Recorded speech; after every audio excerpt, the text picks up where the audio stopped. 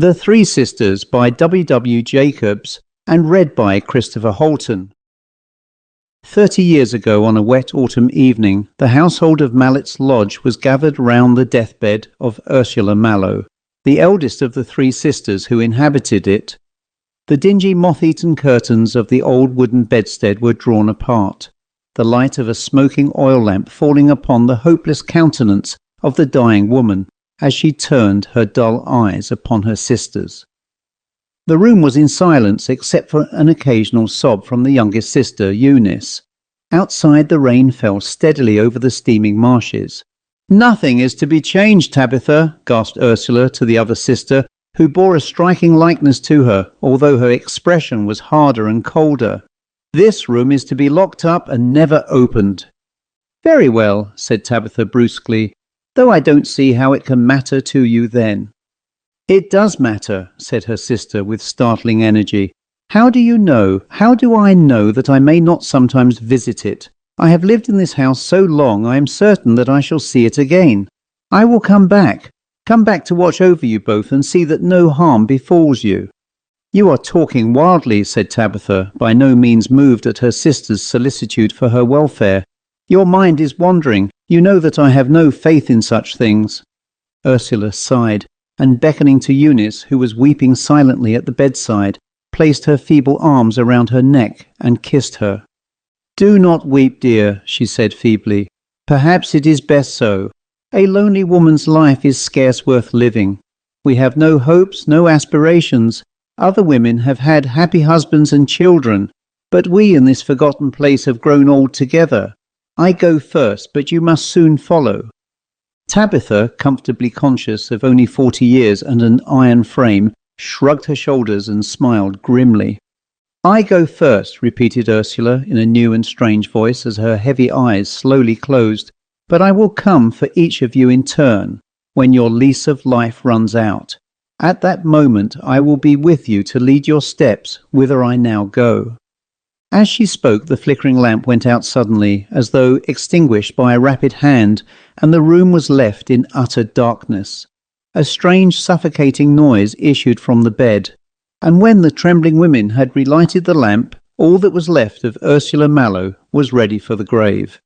That night the survivors passed together. The dead woman had been a firm believer in the existence of that shadowy borderland which is said to form an unhallowed link between the living and the dead, and even the stolid Tabitha, slightly unnerved by the events of the night, was not free from certain apprehensions that she might have been right. With the bright morning their fears disappeared. The sun stole in at the window, and seeing the poor earth-worn face on the pillow, so touched it and glorified it, that only its goodness and weakness were seen, and the beholders came to wonder how they could ever have felt any dread of aught so calm and peaceful. A day or two passed, and the body was transferred to a massive coffin long regarded as the finest piece of work of its kind ever turned out of the village carpenter's workshop. Then a slow and melancholy cortege headed by 4 bearers wound its solemn way across the marshes to the family vault in the grey old church, and all that was left of Ursula was placed by the father and mother who had taken that self-same journey some 30 years before. To Eunice, as they toiled slowly home, the day seemed strange and Sabbath-like, the flat prospect of marsh wilder and more forlorn than usual, the roar of the sea more depressing. Tabitha had no such fancies. The bulk of the dead woman's property had been left to Eunice, and her avaricious soul was sorely troubled, and her proper sisterly feelings of regret for the deceased sadly interfered with in consequence. "What are you going to do with all that money, Eunice?" she asked as they sat at their quiet tea. "I shall leave it as it stands," said Eunice slowly. "We have both got sufficient to live upon, and I shall devote the income from it to supporting some beds in a children's hospital." "If Ursula had wished it to go to a hospital," said Tabitha in her deep tones, "she would have left the money to it herself. I wonder you do not respect her wishes more." "What else can I do with it then?" inquired Eunice. "Save it," said the other with gleaming eyes. "Save it." Eunice shook her head. "No," said she, "it shall go to the sick children, but the principal I will not touch. and if I die before you it shall become yours, and you can do what you like with it." "Very well," said Tabitha, smothering her anger by a strong effort. "I don't believe that was what Ursula meant you to do with it, and I don't believe she will rest quietly in the grave while you squander the money she stored so carefully." "What do you mean?" asked Eunice with pale lips. "You are trying to frighten me. I thought that you did not believe in such things." Tabitha made no answer, and to avoid the anxious inquiring gaze of her sister, drew her chair to the fire and, folding her gaunt arms, composed herself for a nap. For some time life went on quietly in the old house. The room of the dead woman, in accordance with her last desire, was kept firmly locked, its dirty windows forming a strange contrast to the prim cleanliness of the others. Tabitha, never very talkative, became more taciturn than ever, and stalked about the house and the neglected garden like an unquiet spirit, her brow roughened into the deep wrinkles suggestive of much thought. As the winter came on, bringing with it the long dark evenings, the old house became more lonely than ever, and an air of mystery and dread seemed to hang over it and brood in its empty rooms and dark corridors. The deep silence of night was broken by strange noises for which neither the wind nor the rats could be held accountable. Old Martha, seated in her distant kitchen, heard strange sounds upon the stairs, and once, upon hurrying to them, fancied that she saw a dark figure squatting upon the landing, though a subsequent search with candle and spectacles failed to discover anything. Eunice was disturbed by several vague incidents, and as she suffered from a complaint of the heart, rendered very ill by them. Even Tabitha admitted a strangeness about the house, but confident in her piety and virtue, took no heed of it, her mind being fully employed in another direction. Since the death of her sister, all restraint upon her was removed, and she yielded herself up entirely to the stern and hard rules enforced by Avarice upon its devotees. Her housekeeping expenses were kept rigidly separate from those of Eunice, and her food limited to the coarsest dishes, while in the matter of clothes the old servant was by far the better dressed. Seated alone in her bedroom, this uncouth, hard-featured creature revelled in her possessions, grudging even the expense of the candle end which enabled her to behold them. So completely did this passion change her that both Eunice and Martha became afraid of her, and lay awake in their beds night after night, trembling at the chinking of the coins at her unholy vigils. One day Eunice ventured to remonstrate. "Why don't you bank your money, Tabitha?" she said. "It is surely not safe to keep such large sums in such a lonely house." "Large sums," repeated the exasperated Tabitha. "Large sums! What nonsense is this? You know well that I have barely sufficient to keep me." "It's a great temptation to housebreakers," said her sister, not pressing the point. "I made sure last night that I heard somebody in the house." "Did you?" said Tabitha, grasping her arm, a horrible look on her face. "So did I. I thought they went to Ursula's room, and I got out of bed and went on the stairs to listen." "Well," said Eunice faintly, fascinated by the look on her sister's face. "There was something there," said Tabitha slowly. "I'll swear it, for I stood on the landing by her door and listened. Something scuffling on the floor round and round the room. At first I thought it was the cat, but when I went up there this morning the door was still locked, and the cat was in the kitchen." "Oh, let us leave this dreadful house," moaned Eunice. "What?" said her sister grimly. "Afraid of poor Ursula? Why should you be? Your own sister who nursed you when you were a babe, and who perhaps even now comes and watches over your slumbers." "Oh," said Eunice, pressing her hand to her side, "if I saw her I should die. I should think that she had come for me, as she said she would. Oh God, have mercy on me, I am dying." She reeled as she spoke, and before Tabitha could save her, sank senseless to the floor. "Get some water," cried Tabitha, as old Martha came hurrying up the stairs. "Eunice has fainted." The old woman, with a timid glance at her, retired, reappearing shortly afterwards with the water, with which she proceeded to restore her much-loved mistress to her senses. Tabitha, as soon as this was accomplished, stalked off to her room, leaving her sister and Martha sitting drearily enough in the small parlour, watching the fire and conversing in whispers. It was clear to the old servant that this state of things could not last much longer, and she repeatedly urged her mistress to leave a house so lonely and so mysterious. To her great delight, Eunice at length consented, despite the fierce opposition of her sister, and at the mere idea of leaving gained greatly in health and spirits. A small but comfortable house was hired in Morville, and arrangements made for a speedy change.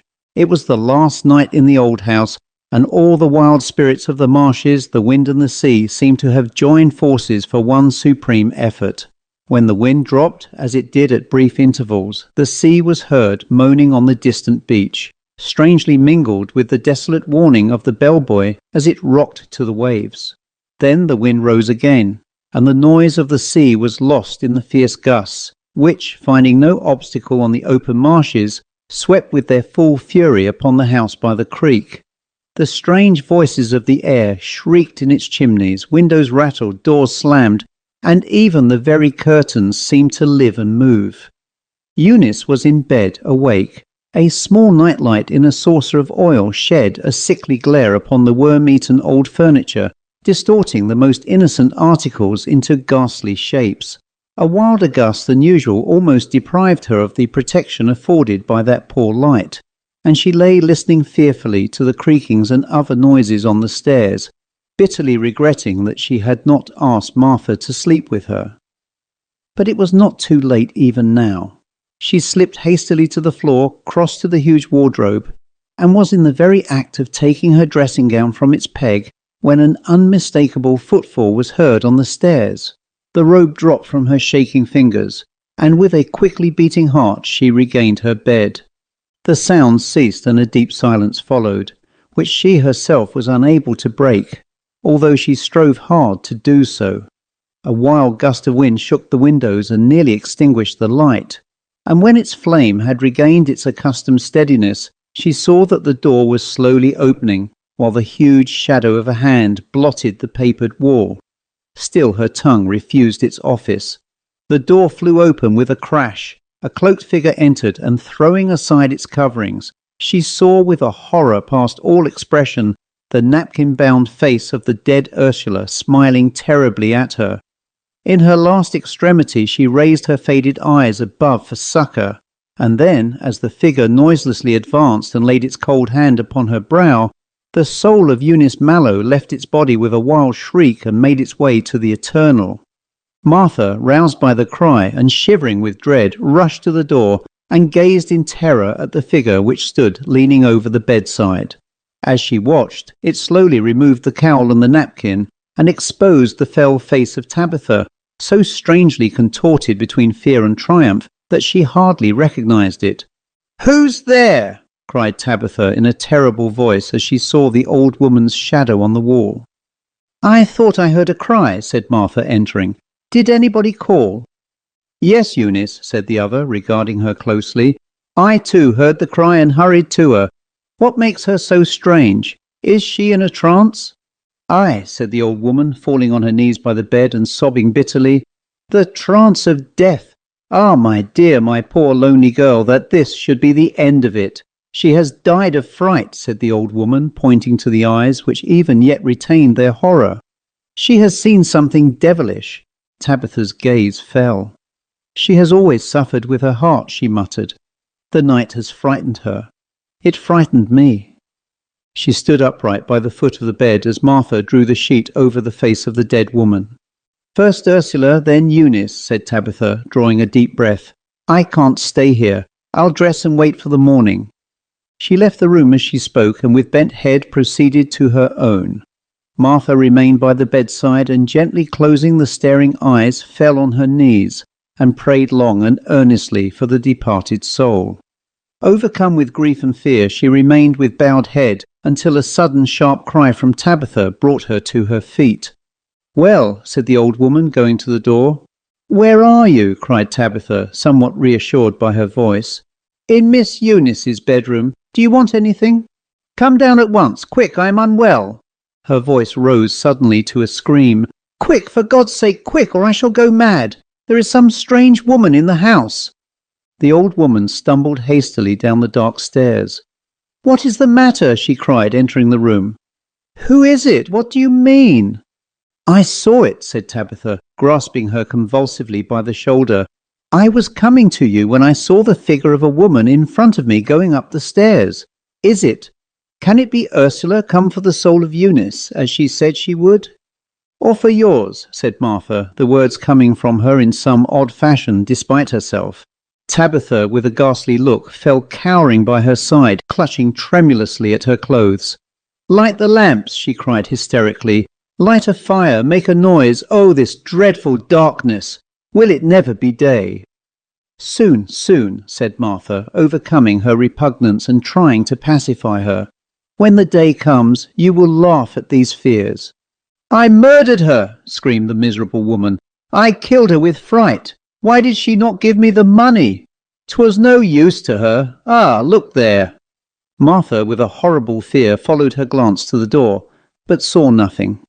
"It's Ursula," said Tabitha from between her teeth. "Keep her off! Keep her off!" The old woman, who by some unknown sense seemed to feel the presence of a third person in the room, moved a step forward and stood before her. As she did so, Tabitha waved her arms as though to free herself from the touch of a detaining hand, half rose to her feet, and without a word fell dead before her. At this the old woman's courage forsook her, and with a great cry she rushed from the room, eager to escape from this house of death and mystery. The bolts of the great door were stiff with age, and strange voices seemed to ring in her ears as she strove wildly to unfasten them. Her brain whirled. She thought that the dead in their distant rooms called to her, and that a devil stood on the step outside, laughing and holding the door against her. Then, with a supreme effort, she flung it open, and, heedless of her nightclothes, passed into the bitter night. The path across the marshes was lost in the darkness, but she found it. The planks over the ditches slippery and narrow, but she crossed them in safety, until at last, her feet bleeding and her breath coming in great gasps, she entered the village and sank down more dead than alive on a cottage doorstep. The end.